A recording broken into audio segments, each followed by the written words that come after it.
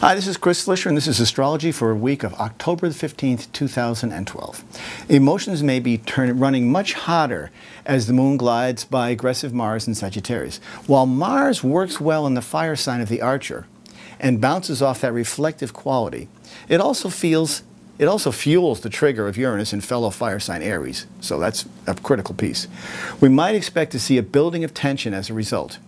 Perhaps a verbal duel might be in order as presidential debates seek to solidify two wildly diverse points of view. With Jupiter opposing the whole scene from across the zodiac in Gemini, we can be certain that the conversation gets amplified in some way to the highest degree. It's almost as if it's, just talking loud and saying nothing. If an advantage comes into view during these times, it may be critical to drive that point home. This may not be a theme for shy flowers for certain.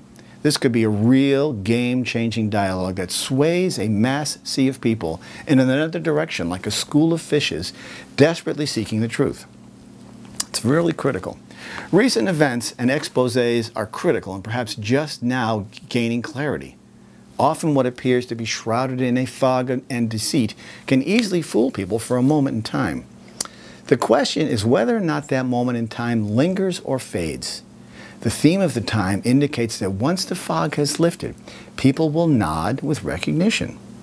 Investigative and curious Mercury seeks to peel away and uncover the past as it tiptoes through Scorpio.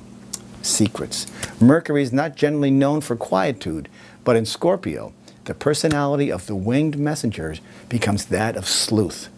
The detective digs and quietly uncovers that which has been hidden from view by the smoke and mirrors. This is where Mercury really does its trick. As Saturn, the zodiacal policeman, stops by, we can be sure to search, and we can be sure it'll be thorough. They can run, but they can't hide. The truth always prevails, even while the smiles remain. The smiles become quite plastic. True astrology comes from the accuracy of the astrology chart, birth date, place, and time. Know your rising sign, you'll have another piece of information that will greatly enhance your view of astrology. If you don't know your rising sign, go to my website, enter your birth time, and you'll get your rising sign. Read that along with your sun sign. You'll get 85 to 90% accuracy. I've been doing astrology for 40 years from people all over the world. They're always amazed at the response that they get from the type of information I can provide. It's a question of being able to interpret. My radio show is on every Saturday morning at 11 o'clock. It's called Turning of the Wheel. You can call in and I give free readings on the air. My website is www.chrisflisher.com or turningofthewheel.com. And my email is chris@chrisflisher.com.